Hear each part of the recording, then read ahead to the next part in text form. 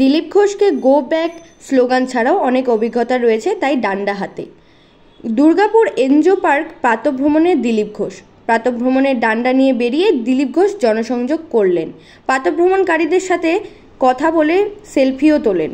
দিলীপ ঘোষকে দেখা গেল প্রাতঃভ্রমণে ডান্ডা হাতে। প্রসঙ্গে জানান, রাস্তায় অনেক অবাঞ্ছিত লোক সামনে চলে আসছে, তাই সেটা দেখে যদি কোনো কাজ হয়, যারা আইন নিজের হাতে তুলে নিচ্ছে তাদের জন্য এই ডান্ডা। এছাড়া রাজ্যপালকে কাকা বলে এবং নির্বাচন কমিশনকে মেসো বলে সম্বোধন করেন তিনি। Bureau report, royal Bangla TV.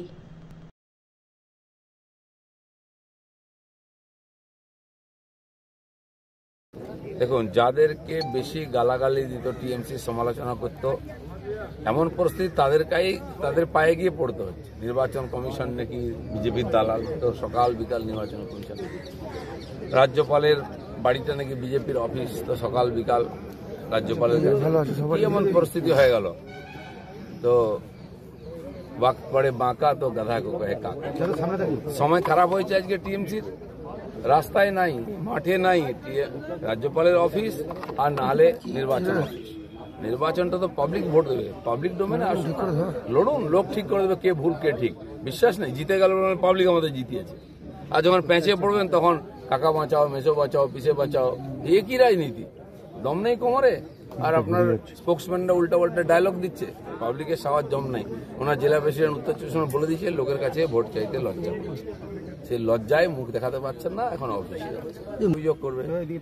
Agency যেখানে যাচ্ছে কি নিয়ে আসছে দেখুন আপনি, ডকুমেন্ট, টাকা পয়সা, সোনা দানা, তো এইগুলো কি তাদের বাড়িতে কেউ রেখে গেছে? পাবলিক দেখছে না কি? তাই পাবলিক জানে বলে পাবলিকের কাছে যেতে পারছে না। এজেন্সিকে গালাগালি দিয়ে কোনো লাভ নেই। এজেন্সি তার কাজ করছে আর ঠিক কাজ করছে, এটাই হওয়া উচিত। একটা কজন না ছাড়ে। গতকাল মুখ্য লক্ষণে 500 মহিলা জোগাড় করুন নিয়ে, মহিলাদের সঙ্গে যা করেছেন ওনারা, উনি ভেবেছিলেন আমি মহিলা যা বলবো তাই হবে। আপনি মহিলা মুখ্যমন্ত্রী হয়ে পশ্চিমবাংলার মহিলাদের যে অসম্মান অত্যাচার করেছেন, ভারতবর্ষের ইতিহাসে কোনো মহিলা বা কোনো মুখ্যমন্ত্রীটা করে। এখানে ফুল দেবেন, ওখানে বেলপাতা দেবেন, এই করে নির্বাচন লড়া যায়? তার জন্য কোর্ট আছে, কাছারি আছে, ব্যবস্থা আছে, চিঠি লিখুন, হয়ে যাবে।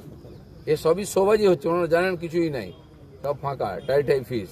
তাই এসব মাইলেজ নেওয়ার জন্য মিডিয়াতে এইসব বলে বেড়াচ্ছে। ঠাকুরবাড়ি কবে রাজনীতি কেন্দ্রবিন্দু ছিল না? আর এটা মমতা ব্যানার্জির দান। মতুয়া সমাজকে রাজনীতির মধ্যে টেনে নিয়ে আসা, ঝগড়ার মধ্যে টেনে নিয়ে আসা, ঠাকুর বাড়িকে রাজনীতির প্রাঙ্গণ বানিয়ে দেওয়া, এটা মমতা ব্যানার্জি করেছেন। আমার বক্তব্য যে ওনাদের সমস্ত সংস্থায়, ধার্মিক সংগঠনেও দেখেছি বড় সংগঠনের সমস্যা হয়, তারা মিটিয়ে নেয়। তাদের কমিটি আছে, তাদের ফলোয়ার্স আছেন, ভক্ত আছেন, কমিটি, তারা মেটাবেন। সবাই ওখানে হাত পা মারছেন কেন? দেখুন, চোর যত চেঁচিয়ে কথা বলুক না, কেউ বিশ্বাস করবে না। যেন আগে নিজেদেরকে ঠিক প্রমাণ করুন, স্বচ্ছ প্রমাণ করুন, তারপর লোকের কাছে যান। রাজনীতির লড়াইয়ের ময়দানে না পেরে বিজেপি এজেন্সি ব্যবহার করছে, এটা তো বারবারই বলছে। সেটাই প্রমাণের ওদের কাছে রয়েছে, এরকমও দাবি করেছে। প্রমাণ থাকলে তো দিন না, বলছেন কেন? জিতেন্দ্র তিওয়ারিও চ্যালেঞ্জ করেছেন, প্রমাণ দাও নাহলে আমি কোর্টে যাব। সেরকম প্রমাণ থাকলে আপনি সুপ্রিম কোর্টে যান, ইলেকশন কমিশন প্রমাণ দিয়ে আসুন। ছবি তুলতে যাচ্ছেন, দিকে ওখানে গন্ডগোল করে অ্যারেস্ট হচ্ছেন, দিয়ে খবর করছেন, এ চলতে পারো না বেশি দিন। ইলেকশন ভোটিং এর টাইম এসে গেলে এখনো আপনার ময়দানে নামলেন না, রাজপথে ঘুরে বেড়াচ্ছেন, অফিসে যাচ্ছেন। নির্বাচনটা কখন পার হবে টিএমসি এবারে বুঝতেই পারবে না। দেখতে পাচ্ছি, কালকে আমরা চা খেতে গেছি ফুলঝড়েতে, সেখানে গন্ডগোল করছে টিএমসির লোকেরা। এটা পুলিশের দায়িত্ব নয়? আমি বসে রাস্তায় চা খেতে পারবো না, লোকের সঙ্গে কথা বলতে পারবো না, সেখানে গন্ডগোল করবে কেউ? পুলিশ নাকি ঘুমুচ্ছিল। পশ্চিমবাংলার পুলিশ কতদিন ঘুমবে? ঘুমিয়ে তো ওপরে 12 বছর কেটে গেল, এবার জাগো একটু। উত্তরবঙ্গে বিজেপির মঞ্চে আগুন লাগিয়ে দেওয়ার অভিযোগ। দেখুন, আমাদের লকেট চকেটে যে গাড়ি ভাঙছে, তাকে ঢিল মারছে। 2-3 প্রার্থীকে ওই দিন কালো পতাকা দেখা হয়েছে, এখন প্যান্ডেল ভেঙে দিচ্ছে, আমাদের ঝান্ডা ছিঁড়ে দিচ্ছে, দেওয়াল লিখন মুছে দিচ্ছে। আরে এইভাবে কি রাজনীতি হয় নাকি গণতান্ত্রিক ভাবে? আপনি সরকারে আছেন বলে গায়ে জোর করবেন, গুন্ডা নিয়ে রাজনীতি করবেন? এর জবাব বিজেপি দিয়েছে বলে আজকে এখানে দাঁড়িয়েছে বিজেপি। তো আগামী দিনেও এদের এই প্রত্যেকটি কাজের আমরা জবাব দেবো, এবং সাধারণ মানুষের যে ইচ্ছা সেটাকে যাতে প্রতিফলিত হয় তার চেষ্টা করব।